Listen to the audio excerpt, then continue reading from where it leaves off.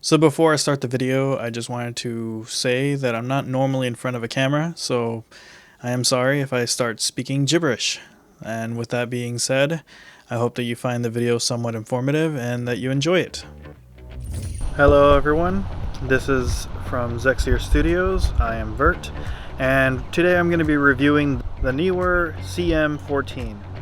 It's a very budget-friendly microphone, and it interested me because I do have a few, but frankly there's a few reasons why I just want to keep it simple, as if I were to go traveling or someplace, and I think this is probably the microphone that I'm going to be using for these kind of sort of scenarios. So right now I'm testing the microphone that has the wind screen on it that came with it, and we'll have to see how well that turns out later on. But so far, at least from a previous test before, it will just mostly get the job done for small breezes, but if it's ever a windy condition, I don't think you're going to get any luck in that kind of situation. You're probably better off getting a Rode blimp or something and a legit microphone for that kind of place. But I think for just gentle breezes, it should handle it pretty well. But one thing that really interested me about this particular product is that I only got it for $10.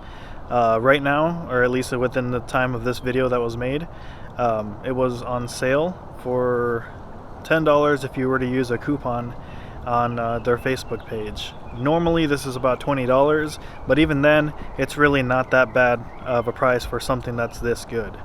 I had used the Rode VideoMic Go, and I wasn't exactly really happy with that one. I do have the Rode NTG Plus 4, which I absolutely love, but again, sometimes for that setup with my Sony 6400, it's really big, and sometimes I just want to keep things a little bit more discreet and maybe not so much intimidation, just, you know, for me going to Starbucks or whatever.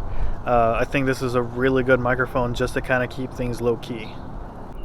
What you will find in the packaging is going to be the microphone with the windscreen and a little tiny pop filter option, so if you plan to be indoors, that might be more of what you need.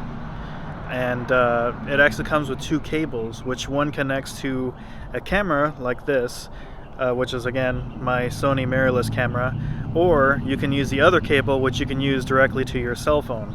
So it's actually a pretty neat deal, because I think for my Rode wireless Goes, to get the cable to use it for my cell phone or this camera, they're $20 each. But yeah, you cannot argue with this bargain. It's only $10, and you can pretty much tell for yourself, for $10 this is actually a pretty solid microphone, and I don't think you can go wrong with it.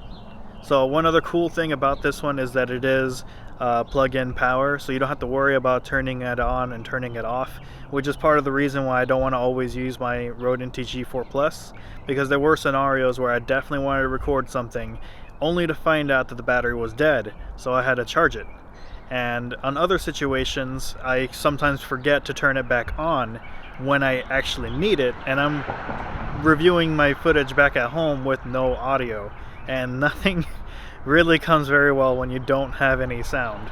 Of course, if you do plan to do slow motion, put some music over it, awesome. But if you're recording a wedding and they're saying their vows or something about that kind of thing, you don't want to miss out having the audio. And I just wanted to add this little tiny bit. I'm using the microphone with the pop filter on, just so you can hear it for comparison's sake. And I think definitely this is the one that you want to use indoors. It will be the most clear sound that you can get from this microphone, I'm assuming anyways.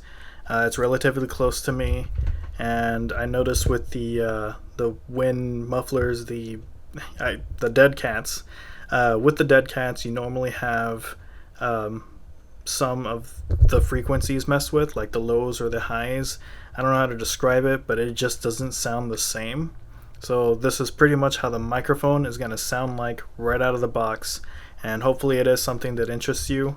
And I definitely am going to plan to be using it for a lot of my small moments of, you know, recording my kids play in the yard, or, you know, just wanting to go out and just shoot whatever. But yeah, when it's nothing too serious, this is definitely the microphone I plan to be using. I cannot say it enough. $10 just for this microphone is definitely worth it.